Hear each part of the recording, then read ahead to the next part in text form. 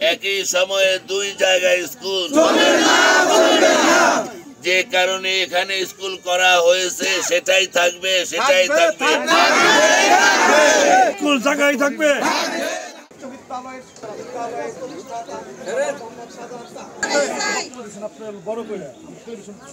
সনকা উচ্চ বিদ্যালয় শুধুমাত্র এই চরাঞ্চল দুর্গম এলাকা, এখানে রাস্তাঘাট ছিল না, এ কারণেই এখানে এটা স্থাপিত হয়েছে।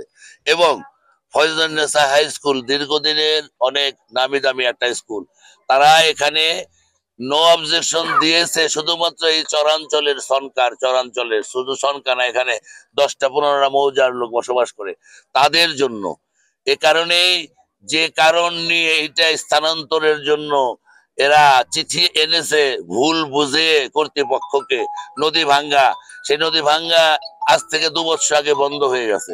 জিও ব্যাগ ফালানোর কারণে এই নদী ভাঙ্গা বন্ধ হয়ে গেছে। এবং এবছরও, গত বছর জিও ব্যাগ ফেলেছে, এবছর জিও ব্যাগ ফেলছে। গত বছরের আগের বছর থেকে 1 তিল পরিমাণও ভাঙ্গে নাই। এই ঈদে জামা জুতো অ্যাকসেসরিজের ডিসকাউন্ট। এর পাশে যে ফয়জুন্নেসা উচ্চ বিদ্যালয় বড়াই, সেটাও নদীর পারে, জিও ব্যাগ ফালানোর পরে 1 তিল পরিমাণে ভাঙে নাই। তারপরে আব্দুর রহমান স্কুল, এই বড়াই ইউনিয়নের 3টি স্কুলে নদীর পারে, কিন্তু জিও ব্যাগ ফালানোর করে সকল ভাঙ্গা বন্ধ হয়ে গেছে।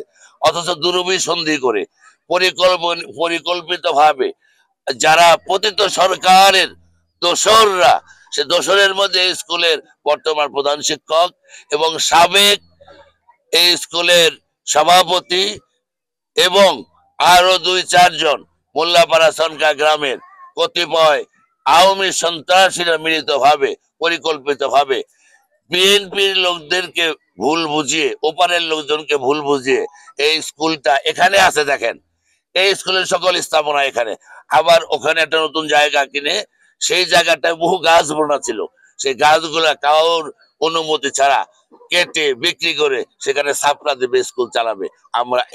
আমি একা নয়, এই সকল অত্র এলাকার ছাত্রছাত্রী, এলাকাবাসী, দল মত নির্বিশেষে, বিশেষ করে বর্তমান বিএনপির সকল স্তরের থানা এবং ইউনিয়নের নেতৃবৃন্দ এখানে এসেছেন। কেন? অন্যায়ের বিরুদ্ধে প্রতিবাদ জানাতে। বিচার চাই, বিচার চাই, বিচার চাই, বিচার চাই, বিচার চাই। কিছুদিন আগে আমাদের এখানে জিও ব্যাগ আসছে, তো আমরা শুনতেছি যে আরো এই নদী প্রতিরোধ করার জন্য সরকার কর্মসূচি চালাচ্ছে, জিও ব্যাগ আবারও আসবে।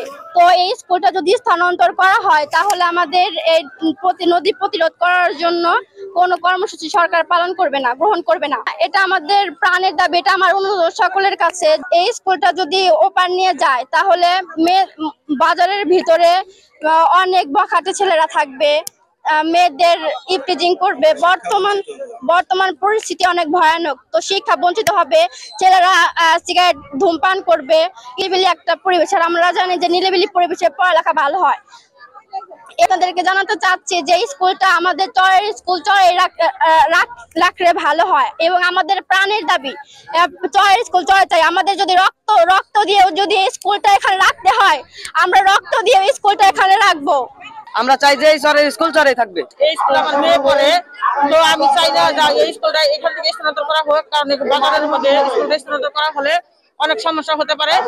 আমরা চাই এখানকার সরকারি চরের স্কুল চরে থাক। ছেলে এবং আমার ভাতিজা, আমার বাস্তি সবাই স্কুলে পড়ে, এই স্কুলে এখানে থাকবে, এটা আমাদের দাবি।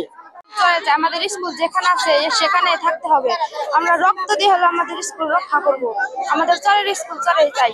আমি এক গরিব মানুষ, আমি বাদ খাইটা আমার ফুলা পরিবার আছে, সেই স্কুল সনকা কে আর যায়, আমার খুব সনকা, আমার স্কুল থাকানোর দরকার।